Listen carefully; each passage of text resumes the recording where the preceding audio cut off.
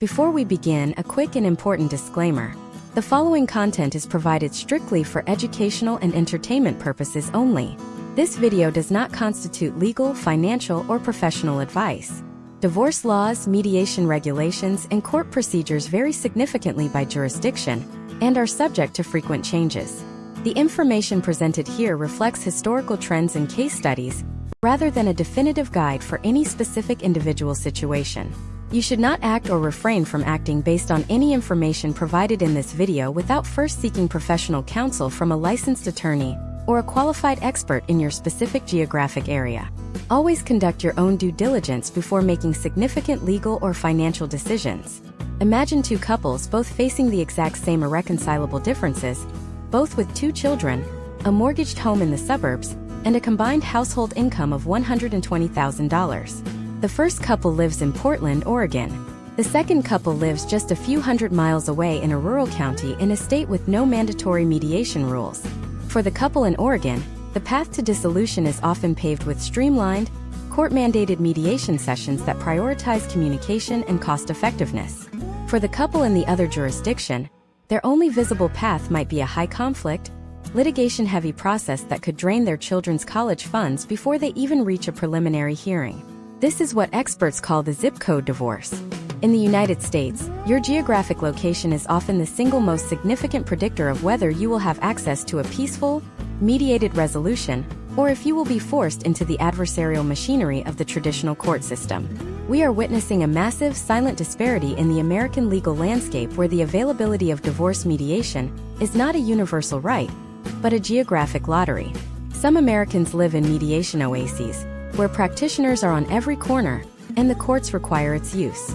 Others live in vast mediation deserts, where the nearest qualified professional is 3 counties away, and the local legal culture is still firmly rooted in the scorched earth tactics of the 1980s.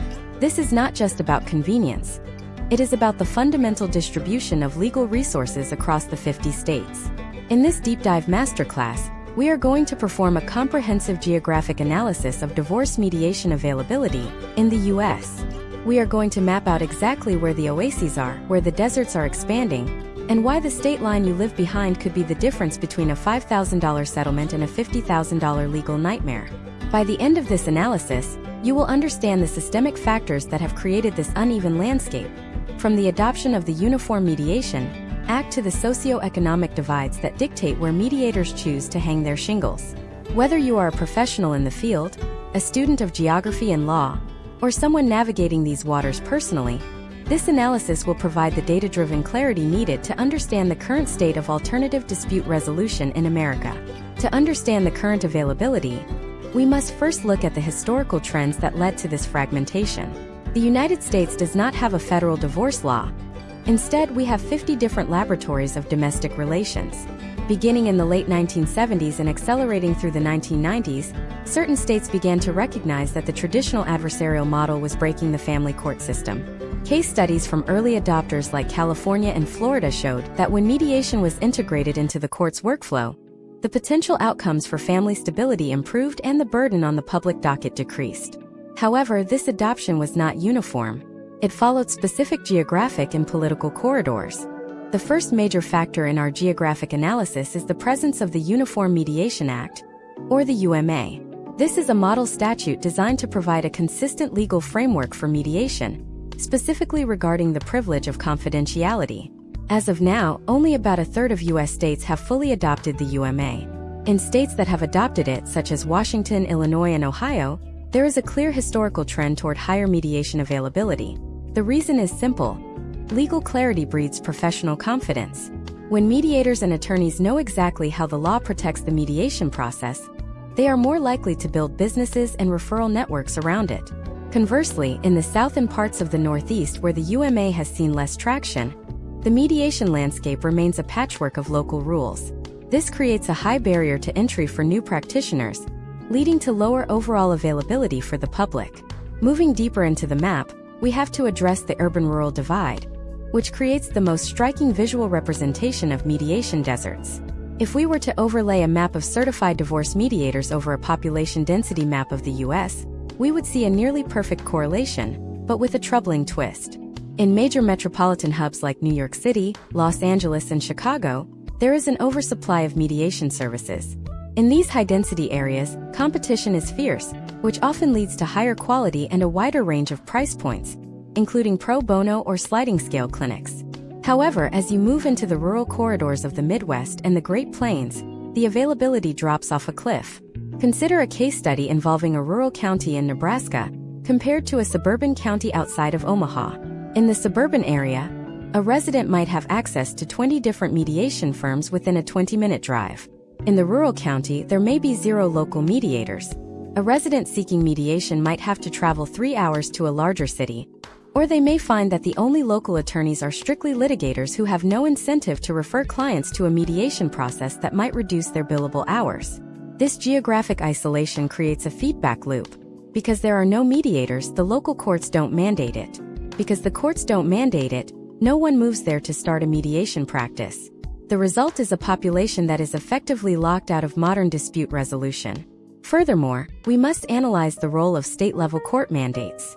This is perhaps the most influential factor in our geographic study. Some states, such as Florida, have pioneered a top-down approach where mediation is virtually required for all contested family law cases before a judge will even hear the matter. In these jurisdictions, mediation availability is artificially high because the state has mandated the demand. This has led to a robust ecosystem of private mediators, court-connected programs, and diverse training facilities.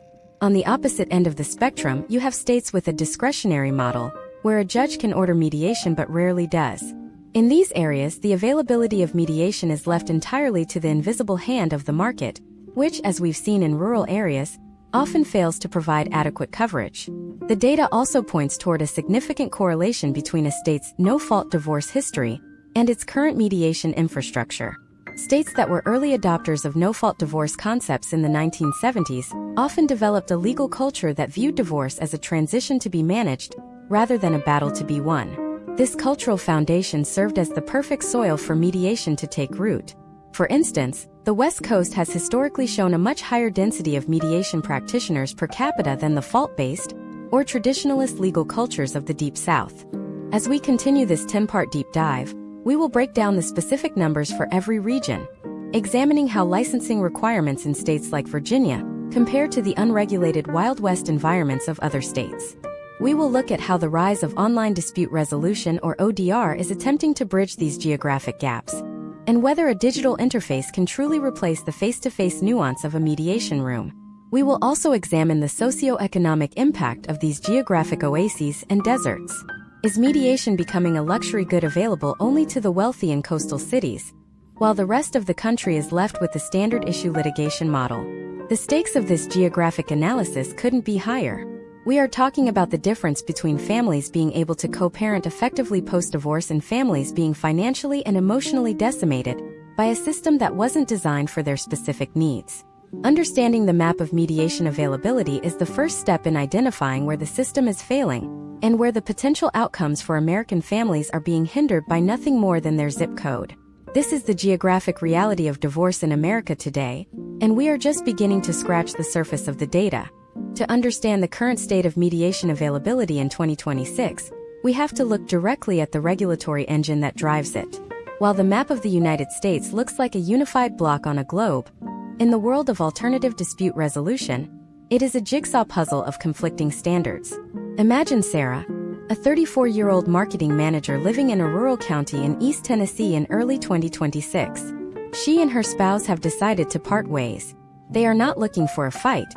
They are looking for a resolution that preserves their co-parenting relationship and their modest savings. Sarah begins her search for a divorce mediator, only to discover that the nearest practitioner certified under Tennessee Supreme Court Rule 31 is nearly 90 minutes away in Knoxville. This isn't just an inconvenience for Sarah. It is a structural barrier. When we analyze the geographic distribution of mediators, we find that availability is dictated by the level of state oversight. In states like Tennessee, the court system maintains a rigorous list of Rule 31 mediators who must meet specific educational and training requirements. While this ensures a high standard of quality, it simultaneously limits the supply in rural corridors. The historical trend shows that when a state implements high barriers to entry for mediators, the practitioners naturally cluster in high-income, high-density urban centers where they can justify the cost of their certification through higher hourly rates. Now let's contrast Sarah's situation with her cousin, Elena, who lives in Miami, Florida. In the Florida model, mediation isn't just an option. It is a fundamental pillar of the judicial process.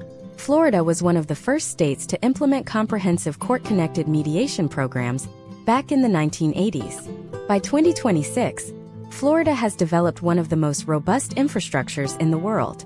If Elena walks into a courthouse in Miami-Dade County, she has access to a massive directory of thousands of Florida Supreme Court certified mediators. The availability is so high that the market has naturally diversified. Elena can choose between a high-end private mediator, who charges $500 an hour, or a court-provided program that operates on a sliding scale based on her income. The data here is staggering.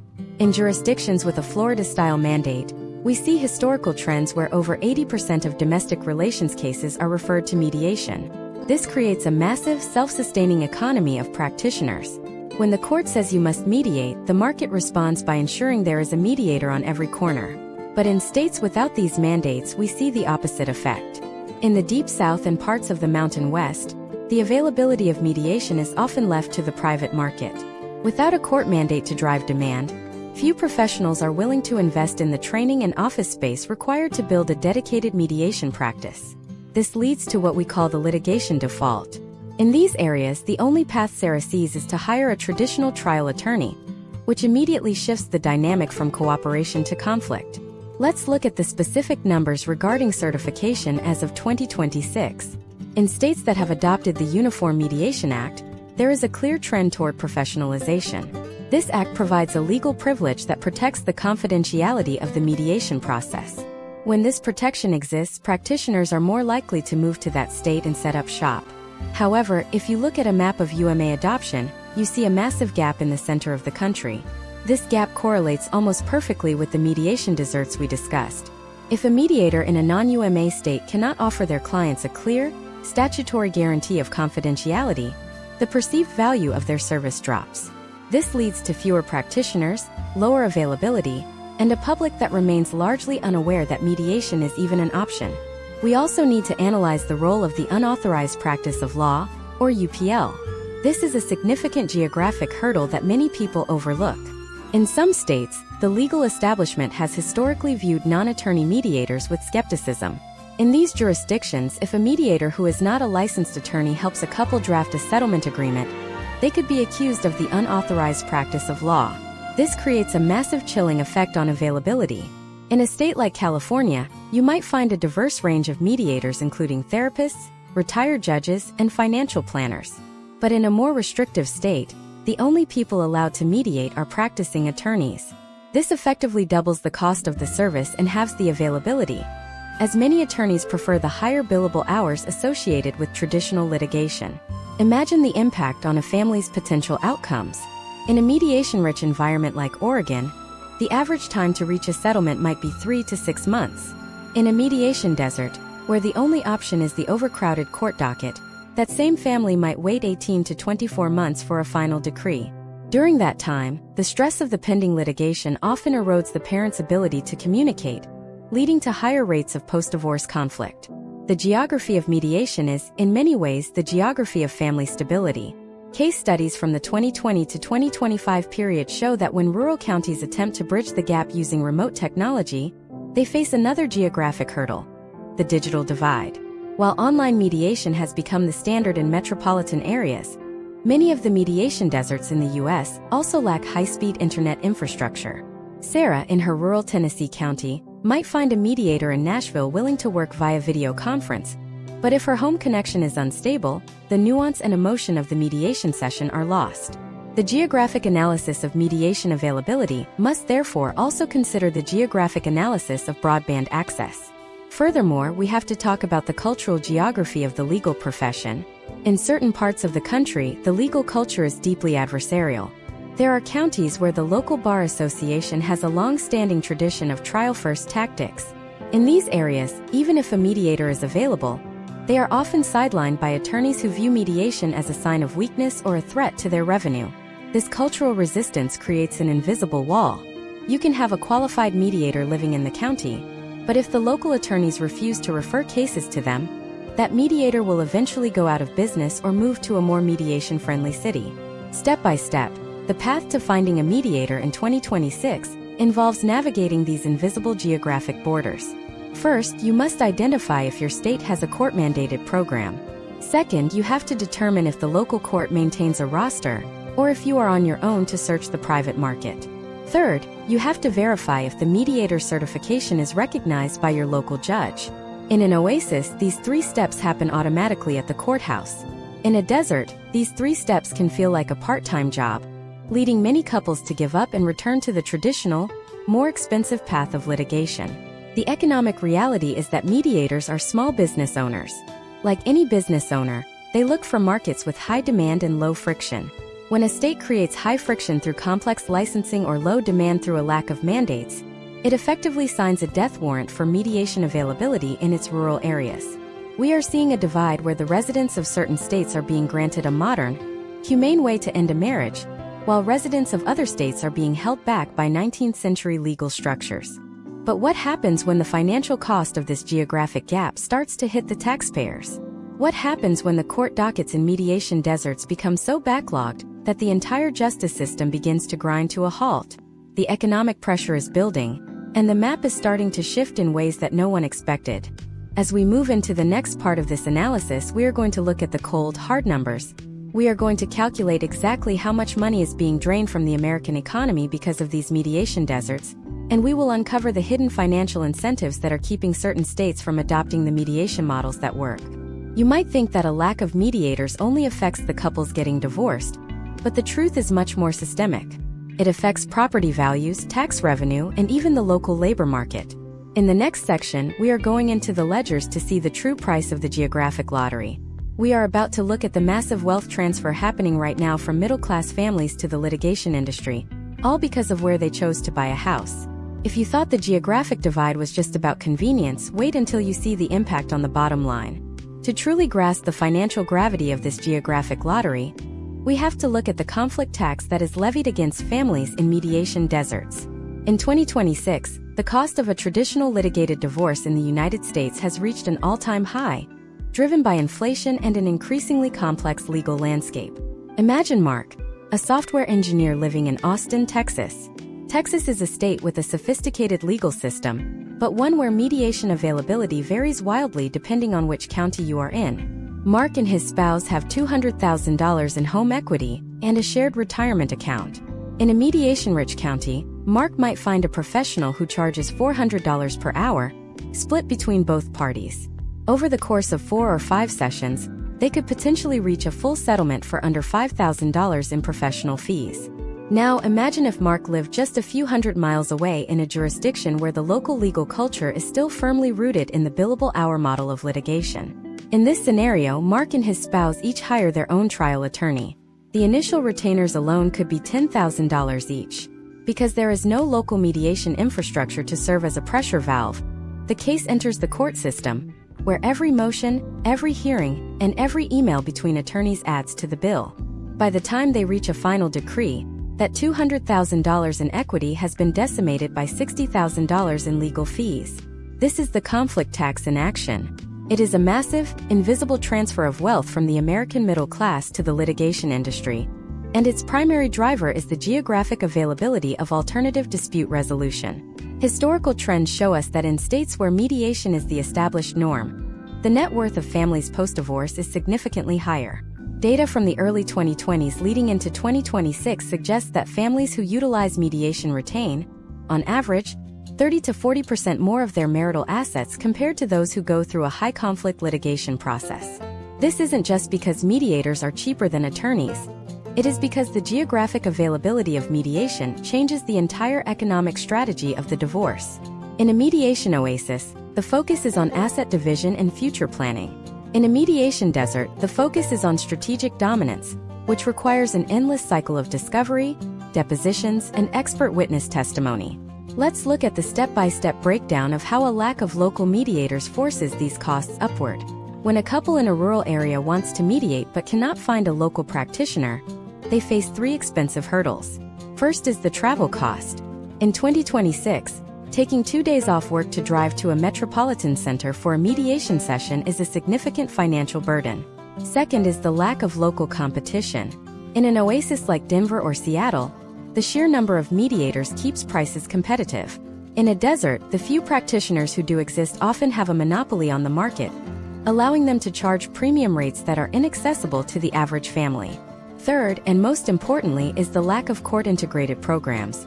In high-availability states, the court often provides subsidized mediation for low-income families. In the deserts, if you can't afford the private market rate, you are effectively forced back into the adversarial court system, which is the most expensive way to resolve a dispute. There is also a deeper systemic financial impact on the public sector. When we perform a geographic analysis of court dockets, we find that counties with low mediation availability have significantly higher public expenditures on judicial salaries, courtroom staff, and physical infrastructure. Every hour a judge spends hearing a contested motion about who gets the family dog is an hour of taxpayer-funded time that could have been avoided if a mediator were available. Case studies from Florida and California have shown that for every dollar the state invests in mediation infrastructure, they save multiple dollars in judicial overhead. Yet, in many parts of the country, local governments remain stuck in a legacy mindset, failing to see that mediation availability is a public utility that saves everyone money. Imagine if we looked at this through the lens of a character named Jackson, living in a small town in Mississippi in 2026. Jackson works in local manufacturing and doesn't have thousands of dollars sitting in a savings account. His local court has no mediation requirement and there are no mediators within 50 miles. When his marriage ends, he is told he needs a $5,000 retainer just to get started with an attorney.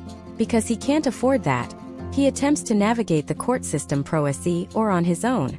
Without the guidance of a mediator to help him and his spouse reach an agreement, they struggle with the complex paperwork, leading to multiple court appearances and eventually a judgment that neither of them understands or likes. The result is a cycle of post-divorce litigation that keeps them both in poverty for years. This is the true price of a mediation desert. It isn't just a high bill. It is the total loss of financial agency. Furthermore, we have to consider the role of the legal lobby. Historical trends indicate that in some jurisdictions, there has been active resistance to expanding mediation availability from local bar associations. The reasoning is purely economic. Mediation reduces the overall volume of litigation, which is the primary revenue stream for many family law firms. In these geographic pockets, the lack of mediation is not an accident of geography. It is a result of protectionist policies. When we analyze the map, we see that areas with the highest attorney-to-population ratios often have some of the slowest adoption rates for mandatory mediation. This creates an environment where the supply of conflict is high because it is profitable for the professionals involved. To change this, we must look at the states that have successfully bridged the gap. Take a state like Utah, which implemented a mandatory mediation program that includes a sliding scale for fees. By 2026, this has created a culture where mediation is seen as a civic duty. The geographic availability is high because the state has made it a priority to train practitioners in every corner of the state, including the most rural counties. The potential outcomes for families in Utah are vastly different from those in neighboring states that have not made similar investments. We see higher compliance with child support orders, fewer return trips to court, and a more stable housing market because families aren't being forced to liquidate their homes just to pay their legal bills. The geographic analysis of mediation availability also reveals a significant impact on the local labor market. In 2026, workplace productivity is a major concern for U.S. employers. Employees going through a high-conflict, litigation-heavy divorce in a mediation desert are significantly more likely to miss work, suffer from stress-related health issues, and experience a decline in performance. Conversely, in areas where mediation is readily available and the process is streamlined, the duration of the crisis is shorter. This means that the geographic availability of mediation is actually a factor in local economic competitiveness. A city that offers efficient, peaceful ways to resolve family disputes is a city that preserves its human capital. As we move forward in this masterclass, we have to ask, if the physical geography of the U.S. is creating such a massive divide, can technology bridge the gap? We've seen how the internet has revolutionized every other industry, but the legal system is notoriously slow to change. In the next part, we are going to dive into the world of virtual mediation and online dispute resolution. We are going to see if a couple in a rural mediation desert can use the power of the cloud to escape the litigation trap, or if the digital divide is simply creating a new kind of geographic barrier. We will look at the rise of AI-assisted negotiation, and whether these tools are being deployed fairly across the country, or if they are only serving the tech-heavy oases of the coasts. The battle for the future of divorce is moving from the courthouse to the browser, but as you'll see, the geography still matters more than you think. The digital frontier is not as flat as it seems, and the next part of our analysis will show you exactly where the new lines are being drawn. We are living in 2026, an era where the Anywhere office was supposed to translate into Anywhere justice. The promise of the digital frontier was simple. If you can order groceries from a remote mountain cabin or manage a global investment portfolio from a beach in the Gulf, surely you should be able to access a world-class divorce mediator regardless of your physical coordinates. This brings us to the rise of online dispute resolution, or ODR, and the high-tech attempts to erase the mediation deserts we have been mapping. Imagine David, a middle school teacher living in a remote pocket of the Maine North Woods. The nearest court-certified mediator is a 3-hour drive south to Portland. For David and his spouse, the logistical nightmare of taking multiple days off work, paying for gas and lodging, and navigating the snow-clogged roads of a Maine winter effectively killed the idea of mediation before it even started. In early 2026, David turns to a specialized ODR platform. These platforms are not just Zoom calls. They are sophisticated ecosystems designed specifically for family law. They include secure document vaults for financial records, asynchronous chat features that allow parties to respond when they are emotionally ready, and even interest-based negotiation tools that help identify overlapping goals. Historically, the trend toward these platforms accelerated during the early 2020s, and by 2026, they have become a primary tool for bridging the geographic gap. For David, this should be the solution. He can log in from his kitchen table, and his mediator can be located in a completely different part of the state, or even in a different time zone. However, our geographic analysis reveals that the digital frontier is not as flat as we were told. The first hurdle is what experts call the infrastructure of empathy. While David has a laptop, he lives in a region where high-speed fiber hasn't yet reached the last mile. He relies on a satellite connection that suffers from significant latency. In a high-stakes divorce mediation where the nuance of a pause, the catch in a voice, or a subtle change in facial expression can be the difference between a breakthrough and a breakdown, a lagging video feed is a catastrophic failure. Case studies from 2025 show that when technical glitches interrupt the flow of a sensitive conversation about child custody, the frustration often boils over into the mediation itself. The couple doesn't blame the internet, they blame each other. This means that even in 2026, the physical geography of broadband towers still dictates the quality of justice you can receive. Beyond the hardware, we have to look at the rise of AI-assisted negotiation. In 2026, many ODR platforms have integrated advanced algorithms to help couples divide assets. Imagine an algorithm that looks at 10,000 similar divorce cases in your specific state and suggests a potential outcome for property division that is statistically likely to be accepted by a judge. This tool, often called a blind bidding or balanced division algorithm, allows both parties to enter their secret preferences for certain items. Maybe David cares deeply about keeping the family cabin, while his spouse prioritizes the retirement accounts. The AI can perform millions of permutations in seconds to find the most equitable trade-off. This technology has the potential to turn a 6-month negotiation into a 6-minute calculation. But here is where the geographic analysis gets complicated again: the regulatory wall. In 2026, the legal landscape regarding virtual presence is a battlefield. If David's mediator is sitting in an office in New York but David is in Maine, is that mediator practicing law in Maine without a license? This is the unauthorized practice of law, or UPL dilemma. Some states have been progressive, passing reciprocity laws that allow certified mediators to operate across state lines for virtual sessions. Other states, particularly those with a high density of traditional trial lawyers, have doubled down on protectionist measures. They require that for a mediation to be recognized by the local court, the mediator must be physically located, or at least licensed within that specific jurisdiction. This means that even if the technology exists to connect David with the best mediator in the country, the invisible lines of state sovereignty often block the connection. Step by step, the implementation of ODR in 2026 follows a specific pattern of geographic adoption. High-tech states like California, Washington, and Massachusetts have integrated ODR directly into their court websites. In these areas, when you file for divorce, you are immediately given a login to a state-sanctioned mediation portal. This is a seamless, government-backed infrastructure. Contrast this with the laggard states in the Great Plains or the rural South. In these regions, ODR is still seen as an experimental luxury. The local courts may not have the budget to secure the licenses for these platforms, and the local judges may still require physical appearances for any meaningful progress. This creates a new kind of divide, the data-driven divorce versus the paper-driven divorce. We must also analyze the psychological geography of the screen. Historical trends from the last 5 years suggest that virtual mediation has a different success rate, depending on the level of conflict. For low-conflict couples, ODR is a miracle of efficiency. It lowers the temperature because the parties are in their own safe spaces, rather than a cold conference room. But for high-conflict scenarios, the screen can act as a shield that emboldens aggressive behavior. Without the physical presence of a mediator to hold the space and use nonverbal cues to de-escalate tension, virtual sessions can quickly devolve into digital shouting matches. This means that in mediation deserts, where ODR is the only option, high-conflict families are still essentially being underserved. They are being given a tool that isn't calibrated for their level of volatility. Furthermore, there is the issue of digital literacy.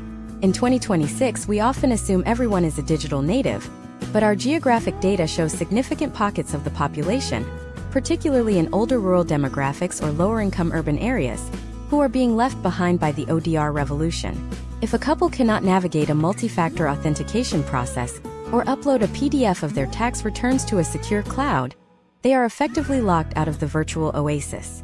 The availability of mediation in 2026 is therefore not just a matter of where you are, but how much tech capital you possess. We are seeing the emergence of a two-tier system where those with high-speed internet and high-end devices can mediate their way to a peaceful future, while those without are left to fight it out in the overcrowded physical courthouses. Case studies involving AI-assisted negotiation also raise the specter of algorithmic bias. If an AI is trained on historical trends from a decade where stay-at-home mothers were systematically undervalued in property settlements, the potential outcomes it suggests in 2026 might carry those same biases forward. In geographic areas where there are no human mediators to provide a sanity check on the AI's suggestions, couples may find themselves agreeing to settlements that look fair on a screen, but are actually rooted in outdated social structures. The lack of human oversight in these tech-dependent deserts is a major concern for legal scholars as we move into the late 2020s. The financial implications of this digital shift are also profound. While ODR was marketed as a way to lower costs, the licensing fees for the top-tier platforms are often passed on to the consumers.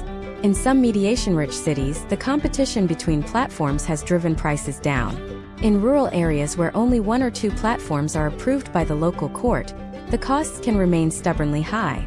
We are looking at a landscape where the promise of the digital bridge is being undermined by the same old geographic monopolies that plague the physical world. As we conclude this part of our analysis, we see that technology is not a silver bullet. It has shifted the boundaries, but it has also created new, more complex ones. The geographic lottery has merely moved from the highway to the fiber optic cable. But there is another factor we haven't touched on yet, and it is perhaps the most powerful driver of mediation availability of all: the local political economy. Who actually benefits from a lack of mediation? Is it just the lawyers? Or is there a deeper connection between the state's revenue and the longevity of court battles? In the next part, we are going to follow the money into the halls of state legislatures.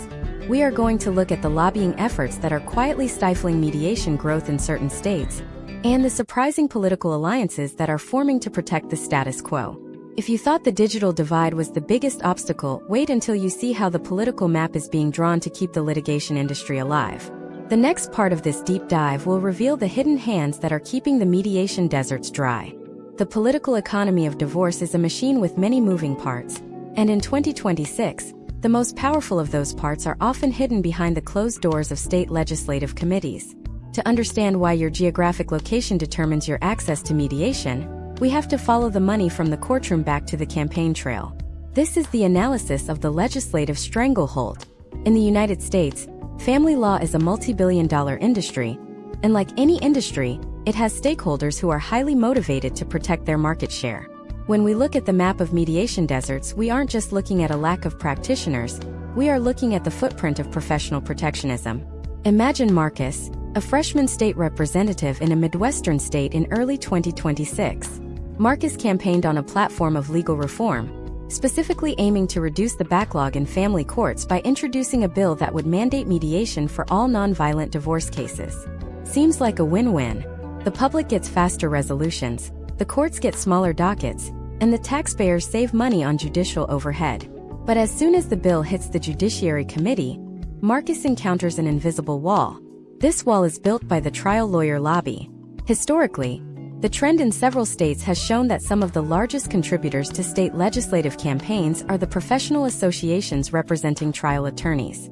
These organizations often view mandatory mediation as a direct threat to the billable hour model.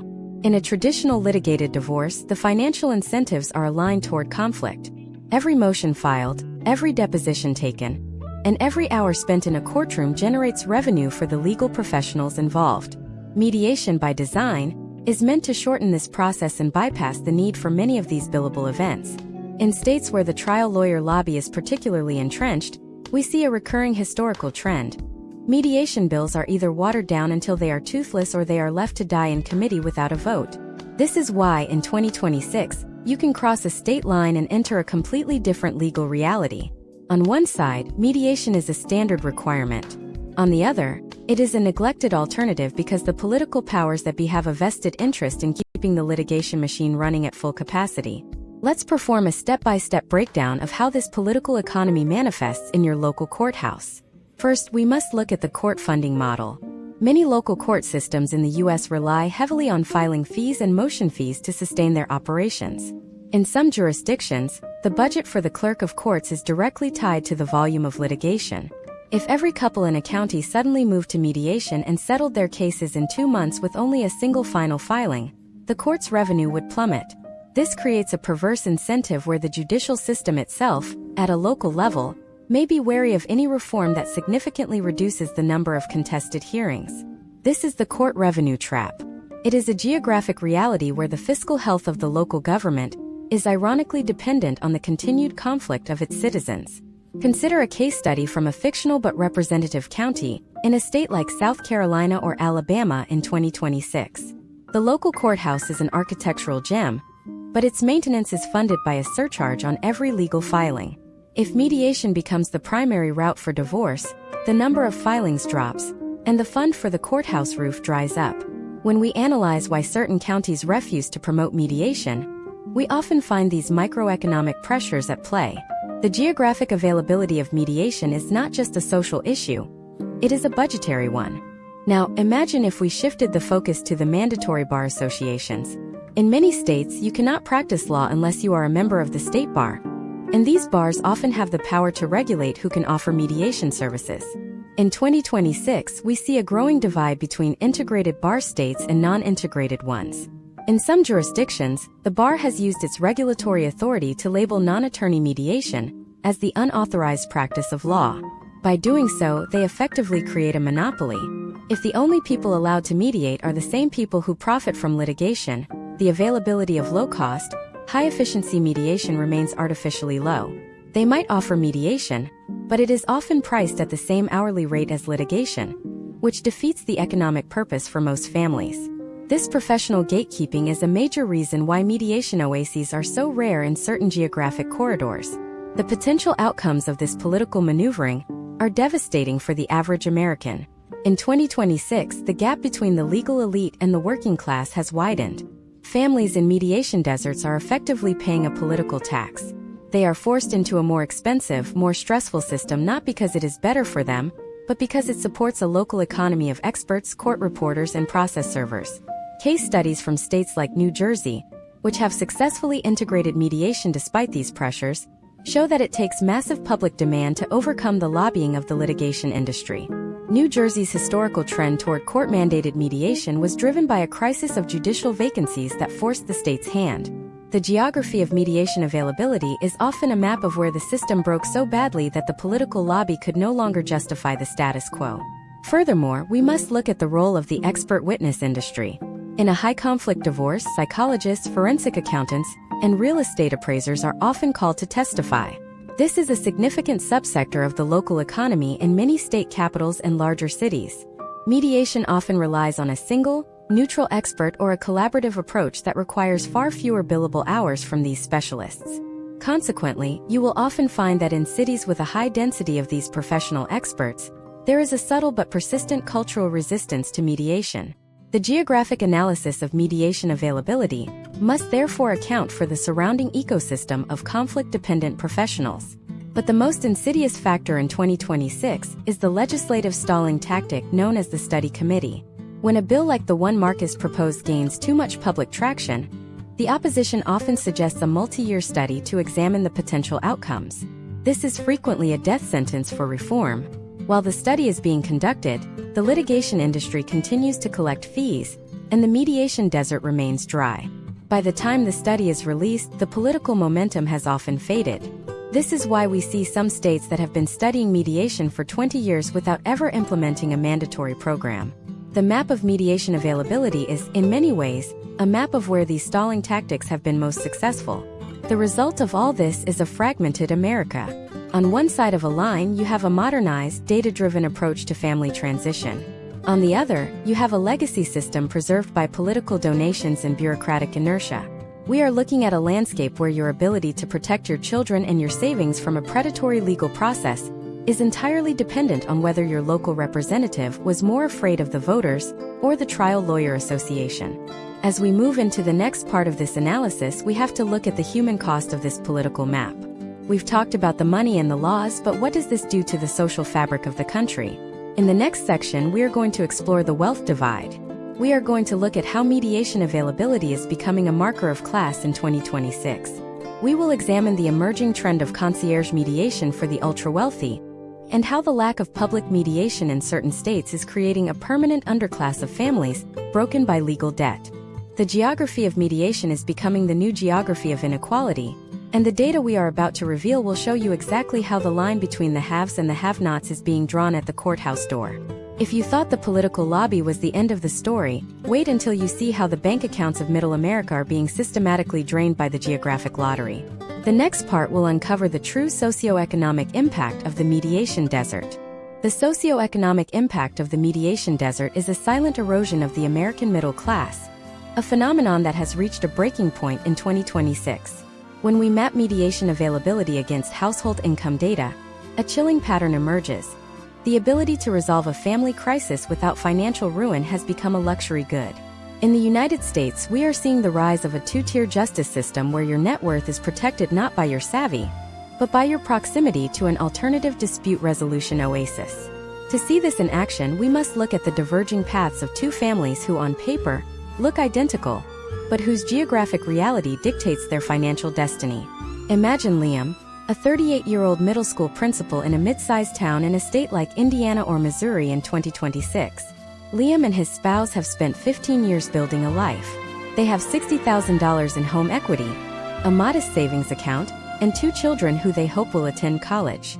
In a mediation desert, Liam discovers that the barrier to entry for any kind of resolution is the retainer. Because there is no robust mediation infrastructure in his county, the local legal culture dictates a litigation-first approach. The historical trend in these areas shows that the average retainer for a contested divorce starts at $7,500 per person.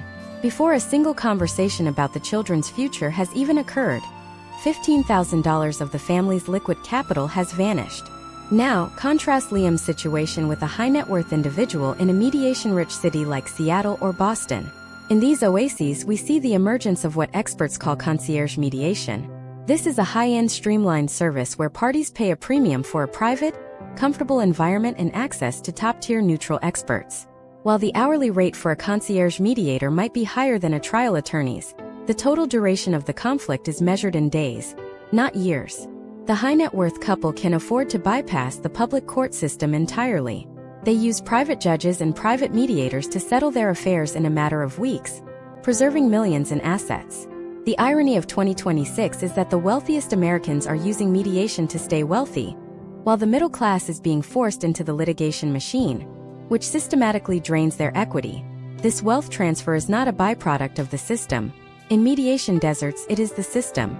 Let us perform a step-by-step analysis of how a mediation desert drains a middle-class bank account like Liam's. Step 1 is the mandatory adversarial filing. In a desert, the process begins with a summons and complaint that immediately puts both parties on the defensive. Step 2 is the discovery phase.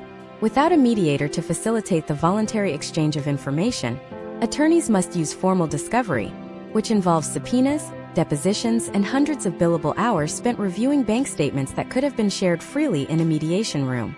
Step 3 is the temporary hearing. Because there is no mediation to settle immediate issues like who stays in the house or who pays the car note, the couple must wait months for a 10-minute hearing before a judge, with each attorney charging thousands for the preparation. By the time Liam reaches the 1-year mark of his divorce in 2026, he has likely spent $30,000 to $40,000. This isn't just money gone, it is debt accrued. In mediation deserts, we see a historical trend of families taking out second mortgages or raiding their 401ks just to keep up with legal fees. This debt has a compounding effect on the local economy. It lowers credit scores, prevents families from re-entering the housing market, and eliminates the safety net that would have protected these individuals during the next economic downturn. The geographic analysis shows that in counties with high mediation availability, the rate of post-divorce bankruptcy is significantly lower. The mediation oasis acts as a financial shock absorber for the community. We also have to analyze the impact on underserved and minority communities. In 2026, the geographic overlap between mediation deserts and areas of historic disinvestment is nearly 1-to-1. In many inner-city neighborhoods or neglected rural corridors, the only visible form of family law is the state-run enforcement mechanism. There are virtually no private mediators, and the court-connected programs are often so underfunded that the waitlist is 6 to 9 months long. For a low-income family, a 6-month wait for a resolution on child support or custody is an eternity. It leads to job loss, housing instability, and a total breakdown of the co-parenting relationship. The lack of mediation availability in these areas is a form of structural inequality that perpetuates the cycle of poverty. Imagine if we looked at the case study of a neighborhood in North Philadelphia versus a suburb in Montgomery County. In the suburb, a couple can find 10 different mediation centers within a 5-mile radius. In the North Philadelphia neighborhood, there might not be a single dedicated mediation office. This is the invisible wall of the mediation desert. Even if a couple in the city wants to mediate, the lack of local, culturally competent practitioners makes it nearly impossible. They are left with the default, a high-conflict, high-cost court process that they cannot afford. This leads to a high rate of default judgments, where one party simply stops showing up because they can't navigate the system, leading to lopsided and often unsustainable court orders. Furthermore, we must address the generational wealth gap. In 2026, the primary way the American middle class passes on wealth is through home equity. When a mediation desert forces a family to liquidate that equity to pay for a trial, that wealth is gone forever. It isn't being passed to the children. It is being redistributed to the legal and expert witness industry. Over 20 years, this geographic lottery has cost American families billions in lost intergenerational transfers. The potential outcomes for Liam's children are now different. Instead of a college fund, they have a front-row seat to a 3-year legal battle that has exhausted their parents' financial and emotional reserves.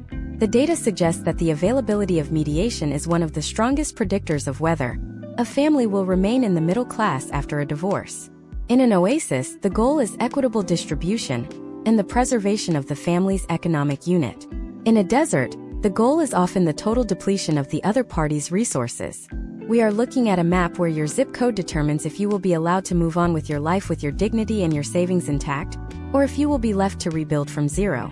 As we move into the next part of this analysis, we are going to look at a factor that is often ignored in these geographic studies: the language and cultural barrier.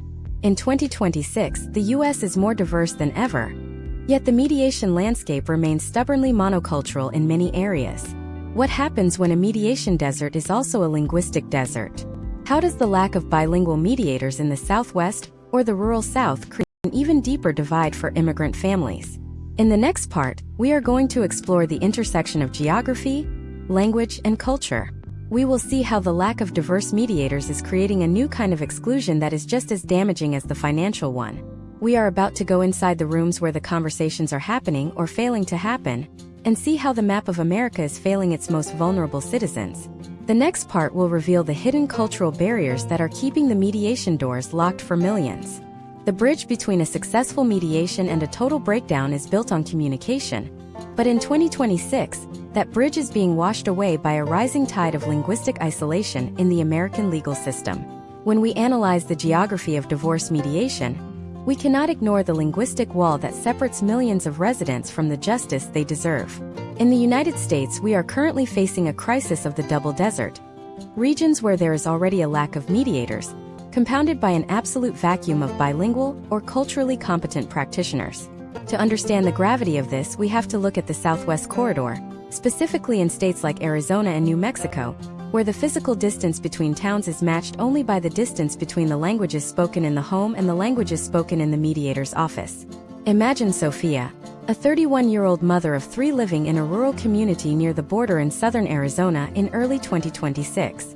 Sophia and her husband are separating.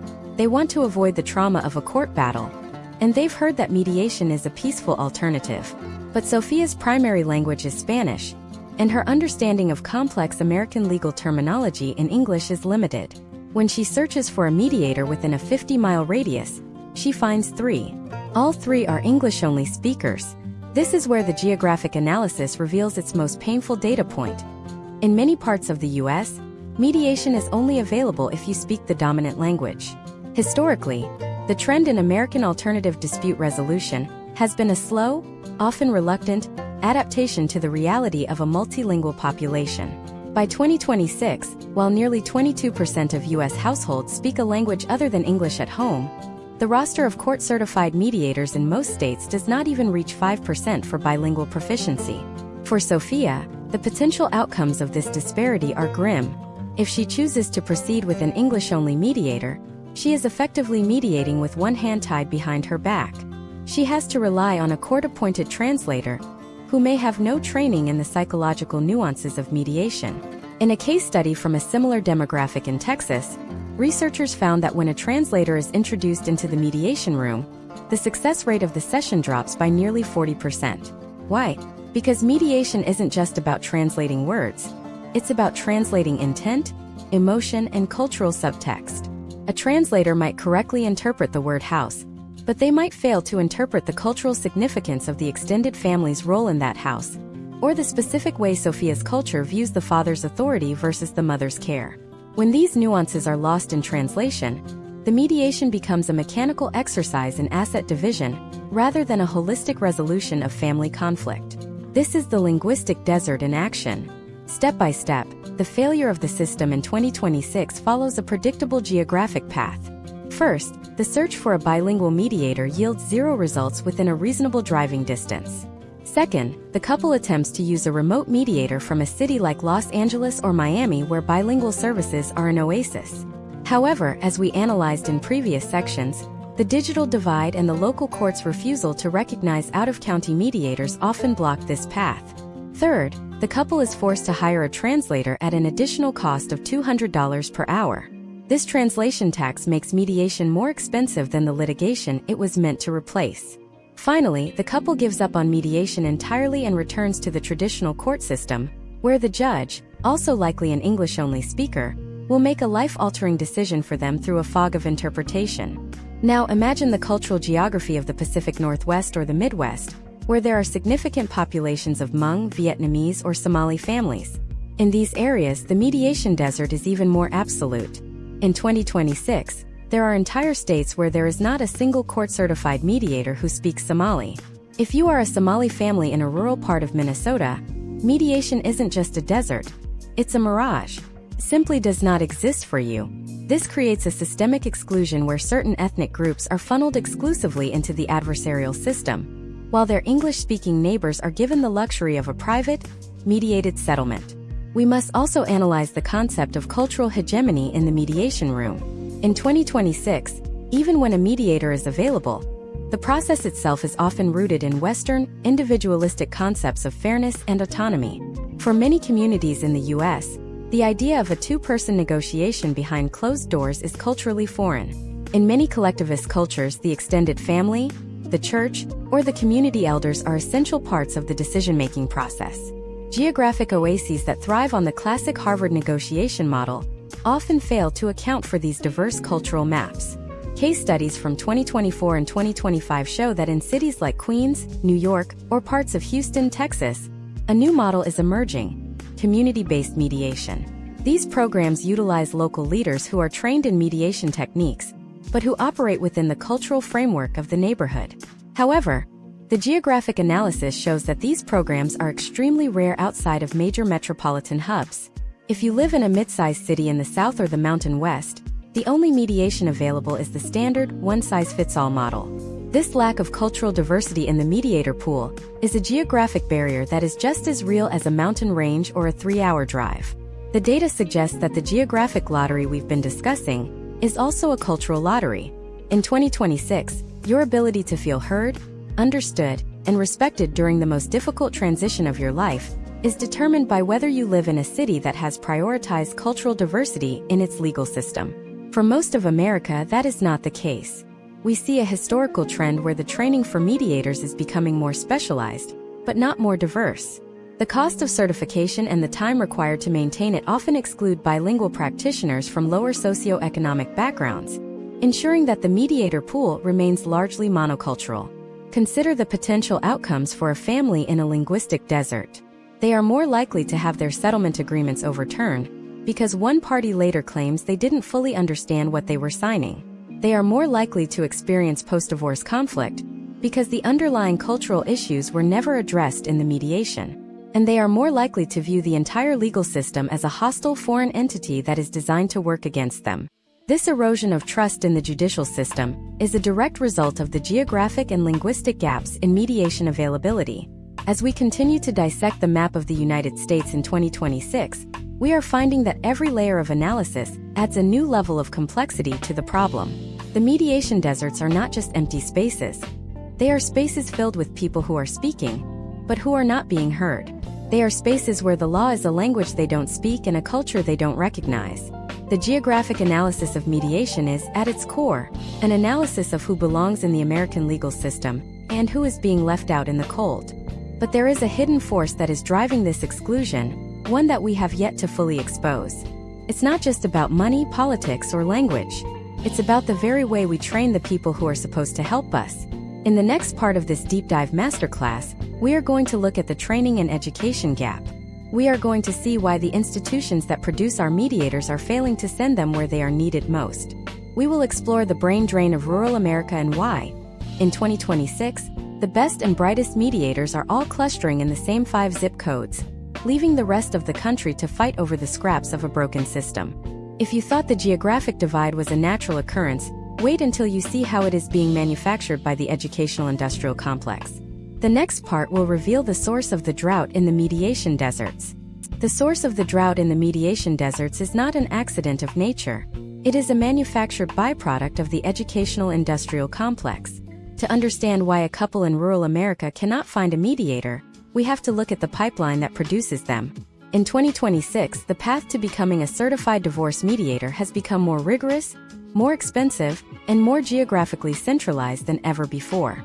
This is the training bottleneck, and it is the primary reason why the geographic lottery continues to favor urban elites while leaving everyone else in the dust. Imagine Alex, a 35-year-old social worker living in a small town in the Idaho Panhandle in early 2026. Alex has spent a decade helping families navigate the foster care system and wants to transition into divorce mediation to help couples resolve conflicts before they escalate to a state intervention. Alex is the perfect candidate for this role. Deeply rooted in the community, emotionally intelligent, and familiar with local family dynamics.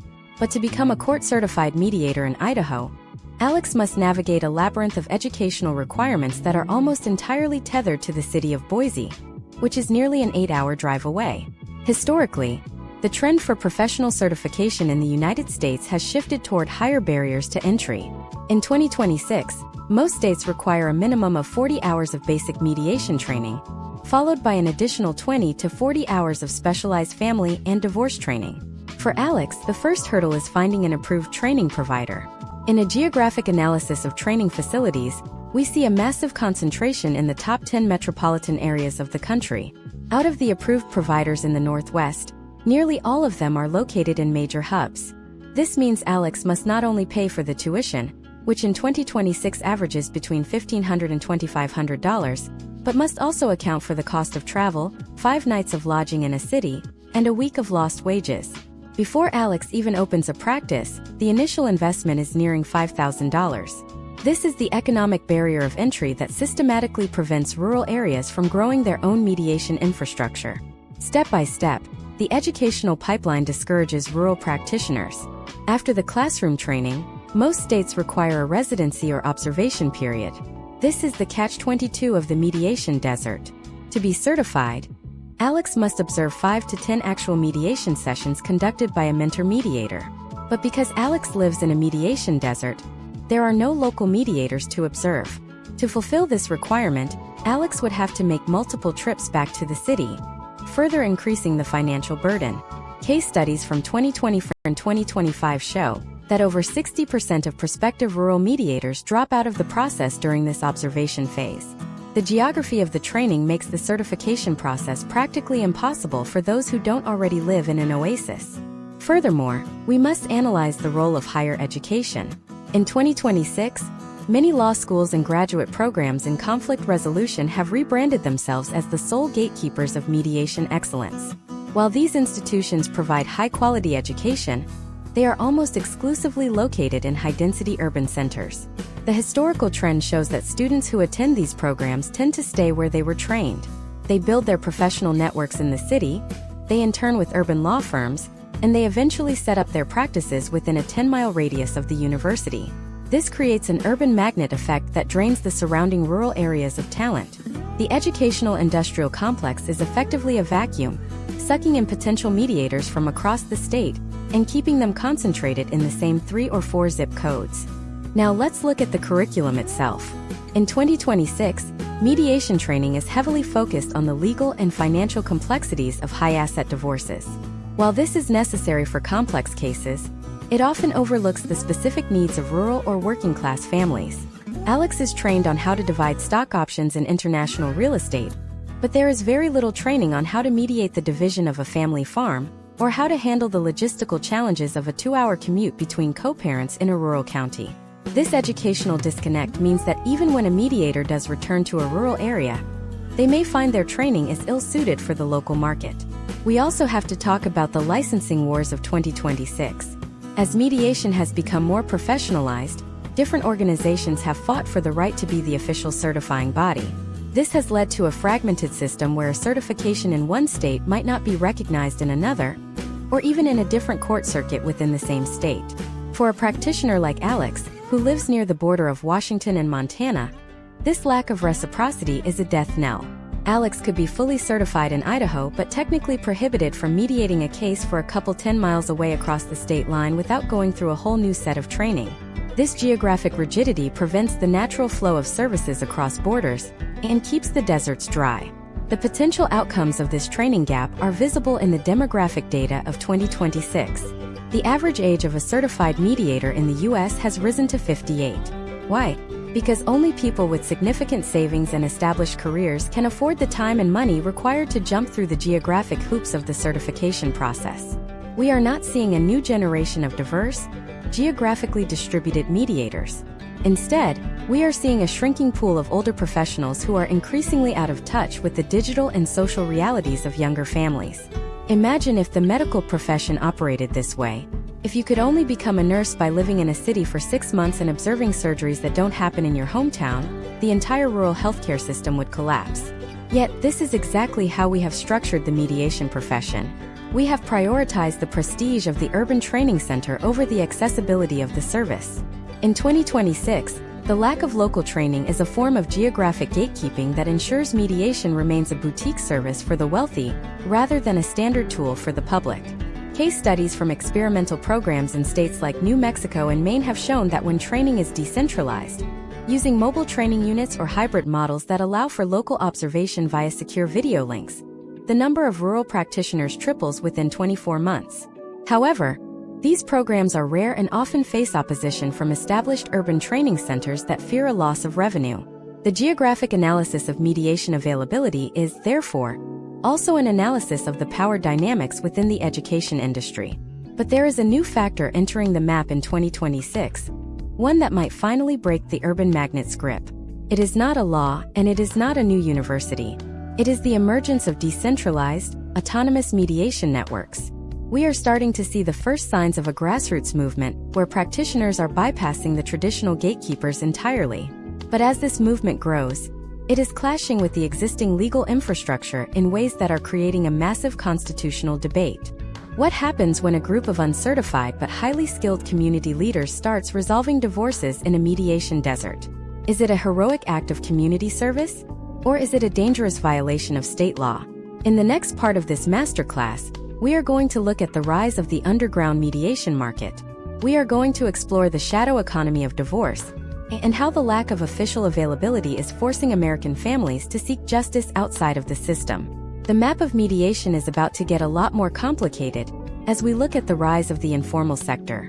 If you thought the litigation machine was the only alternative, wait until you see what's happening in the shadows of the mediation deserts. The next part will reveal the dangerous and fascinating world of unauthorized peace. When the formal systems of the state fail to meet the basic needs of its citizens, a shadow market inevitably emerges to fill the void. In 2026, we are witnessing the rise of what legal scholars call the gray market of domestic resolution. In the vast mediation deserts where court-certified professionals are non-existent and the litigation machine is too expensive to engage, families are turning to unauthorized peace. This is the informal sector, where community leaders, retired educators, and even tech-savvy neighbors are stepping into the role of the mediator without a state license or a court-approved seal. This is not just a trend. It is a geographic necessity that is creating a massive friction point with the established legal order. Imagine Maria, a retail manager in a small town in the coal fields of West Virginia in mid-2026. The nearest Rule 31 equivalent mediator in her jurisdiction is a 3-hour drive over winding mountain roads, and their hourly rate is higher than Maria's weekly take-home pay. Maria and her husband have decided to end their marriage, but they cannot afford the $7,000 retainers required by the local trial attorneys. Instead, they visit a local community center where a woman named Mrs. Gable, a retired high school principal, offers what she calls family counseling and conflict peer support. Mrs. Gable is not a licensed attorney, nor is she a certified mediator. However, she has spent 40 years resolving disputes between parents and students. For $100 and a handshake, she sits the couple down in a church basement and helps them draft a simple, handwritten agreement on how to split their small savings and share time with their 2 children. This is the underground mediation market in action. Historically, the trend toward informal dispute resolution has always existed in tight-knit communities, but in 2026, the Geographic analysis shows it has moved from the fringes into a primary survival strategy for the working class. In these areas, the availability of official mediation is zero, so the availability of unofficial mediation has skyrocketed. But here is where the legal clash becomes a deep dive into the mechanics of power. When Maria takes that handwritten agreement to the local courthouse to be filed as part of her divorce decree, she often hits a brick wall. This wall is the unauthorized practice of law, or UPL. In several high-profile case studies from early 2026, state bar associations have begun cracking down on these informal peace weavers. The legal argument is that by helping a couple draft a settlement agreement, these unlicensed individuals are performing legal tasks without a license. In one landmark case in a rural county in Georgia, a local pastor was issued a cease and desist order for helping his congregants avoid the court system through informal mediation. The Bar Association argued that without the oversight of a certified professional, there are no potential outcomes that protect the legal rights of the parties, particularly regarding complex issues like pension splits or tax implications. This creates a tragic irony. In the name of protecting the public, the legal establishment is shutting down the only affordable path to peace available in these geographic deserts. Step by step, the entry into this shadow market follows a specific socio-economic sequence. First, the couple realizes the formal system is financially inaccessible. Second, they seek out a trusted local authority figure who has a reputation for fairness. Third, they conduct an informal session that mirrors the mediation process but lacks the legal terminology and the statutory confidentiality protections we discussed in earlier parts of this masterclass. Fourth, they attempt to bypass the adversarial process by presenting their finished agreement to a judge as a fait accompli. The result is often a geographic lottery within the courtroom itself. Some judges, recognizing the lack of local resources, will look the other way and sign the decree. Others, adhering strictly to the UPL statutes, will reject the agreement, forcing the couple back to square one and into the arms of the litigation industry. We must also analyze the technological evolution of this shadow market. In 2026, we are seeing the rise of ghost platforms. These are decentralized, peer-to-peer apps that use basic smart contract logic to help couples reach settlements without a human mediator at all. Imagine an app that allows a couple to input their assets, their income, and their desired parenting schedule. The app uses a simplified version of state law to generate a memorandum of understanding. Because these apps are often hosted on offshore servers or operate as open-source software, they exist outside the reach of any single state's regulatory body. For a couple in a mediation desert, these apps are a lifeline. For the state bar associations, they are a digital plague. The Geographic analysis of 2026 shows that the usage of these ghost platforms is highest in the states with the most restrictive mediation licensing laws. The more difficult the state makes it to become an official mediator, the more it pushes its citizens into the unregulated digital shadows. The data regarding the effectiveness of this informal sector is polarizing. Historical trends from the early 2020s suggest that community-led resolutions often have higher long-term compliance rates than court-ordered ones. This is because the agreement is rooted in the community's social norms, rather than a judge's abstract interpretation of the law. However, the potential outcomes for the more vulnerable party, often the lower-earning spouse, can be risky. Without a certified mediator to ensure a balanced negotiation, and to screen for domestic violence or financial coercion, the shadow market can become a place where the stronger party dictates the terms. This is the danger of unauthorized peace. It lacks the guardrails that decades of mediation theory have built to protect the weak. Furthermore, we have to look at the economic ripple effect. In 2026, the litigation industry in several states has begun lobbying for stricter enforcement of UPL laws, specifically to target these community-based programs. They argue that an unregulated mediation market devalues the legal profession and leads to poorly drafted orders that clog the appellate courts. But when we look at the map, we see that the areas with the most aggressive UPL enforcement are the same areas where the cost of a traditional divorce is the highest. It is a geographic defensive perimeter designed to keep the conflict tax flowing. Consider the case of a character named Julian, a veteran living in a rural part of Nevada. Nevada has some of the most rigorous requirements for mediators, making them rare outside of Las Vegas and Reno. Julian and his spouse use a local veterans outreach coordinator to mediate their separation. The coordinator is highly skilled in trauma-informed communication, but lacks the specific Nevada court certification. When Julian's case reaches the court, the local bar association files an amicus brief challenging the validity of the mediation. Julian is caught in the crossfire of a jurisdictional war. He wanted a quiet resolution. Instead, he has become a test case for the definition of the practice of law.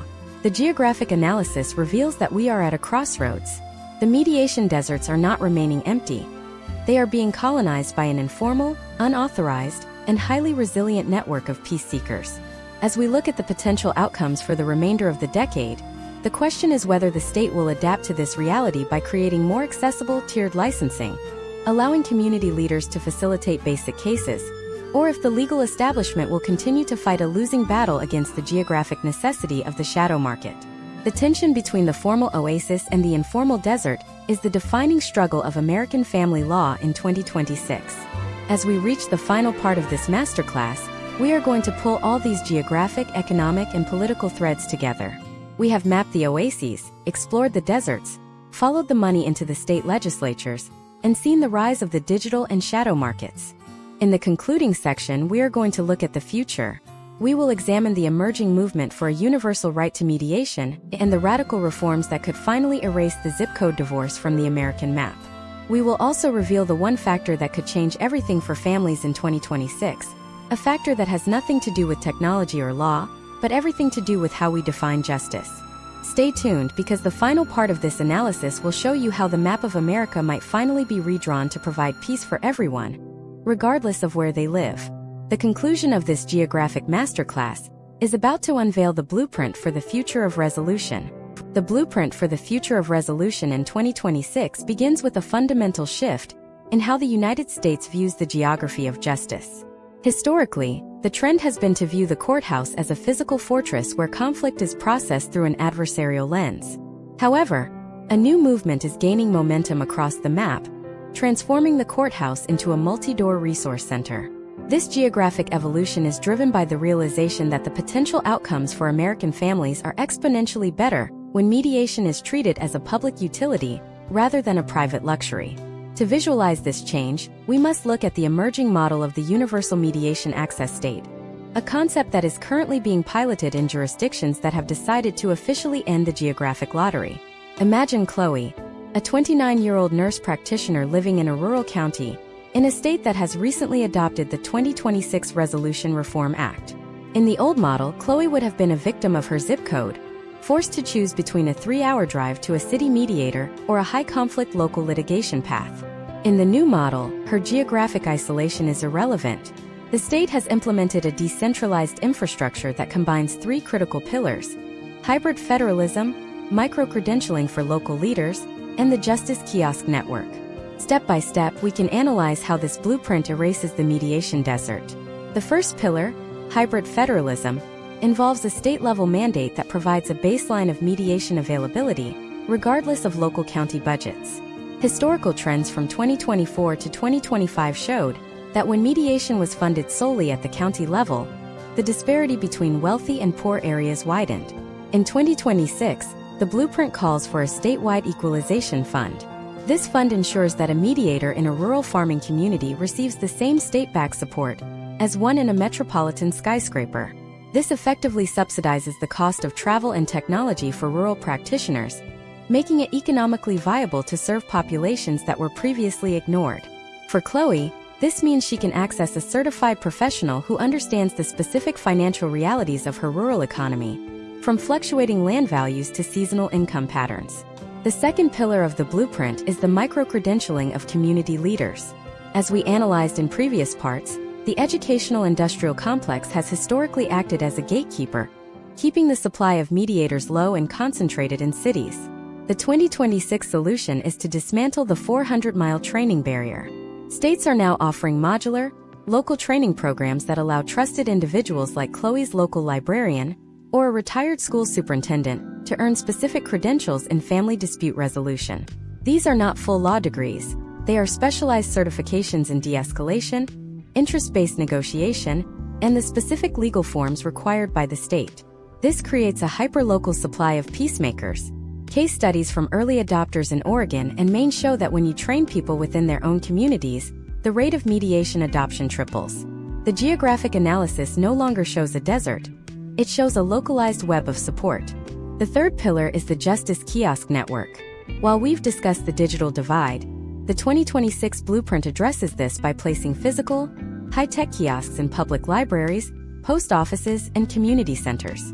These are not just computer terminals. They are secure, soundproof booths equipped with high-speed fiber optic connections, biometric signature pads, and high-definition video conferencing that eliminates the latency issues of the past. For Chloe, this means she doesn't need to own a high-end laptop or a stable home internet connection. She walks 3 blocks to the local library, enters the kiosk, and is instantly connected to a bilingual state-certified mediator. The geography of the screen is finally bridged by the geography of the community center. The financial data supporting this transition is undeniable. Historical trends indicate that for every $1 million a state invests in this decentralized mediation infrastructure, it saves approximately $4 million in judicial salaries, courtroom maintenance, and social safety net costs. Families who resolve their disputes through these local kiosks in 2026 are found to be 30% more likely to stay current on child support and 40% less likely to require future court interventions. This is the potential outcome of a map where justice is no longer a destination, but an accessible service. Furthermore, we are seeing the rise of the National Mediation Reciprocity Compact. In 2026, 12 states have already signed onto a treaty that allows mediators to work across state lines without jumping through new licensing hoops, provided they meet a national gold standard of training. This effectively turns the entire country into a single unified oasis. If a couple in a rural corner of Nevada wants to use a specialist in military pensions who lives in Virginia, the legal barriers that once prohibited this are being dismantled. The geographic analysis of 2026 is moving toward a borderless model of conflict resolution. But there is a deeper cultural shift occurring alongside these legal and technological reforms. We are seeing the emergence of a new American character. Let's call her the pro se pioneer. This is a citizen who, empowered by the availability of local mediation, no longer views the legal system as an intimidating mystery. Chloe, through her experience at the Justice Kiosk, realizes that she has the agency to co-author her own future. This shift from being a passive subject of a judge's order to an active participant in a mediated agreement is creating a more resilient social fabric. When we look at the potential outcomes of this cultural change, we see a reduction in the long-term trauma associated with divorce, particularly for children. The zip code divorce is being replaced by the community-centered transition. The 2026 blueprint also includes the integration of AI-powered financial transparency. In this new landscape, mediators use standardized, state-sanctioned algorithms to help couples quickly and accurately map out their marital estate. This eliminates the months of discovery and the high-priced forensic accounting fees that used to drain middle-class savings.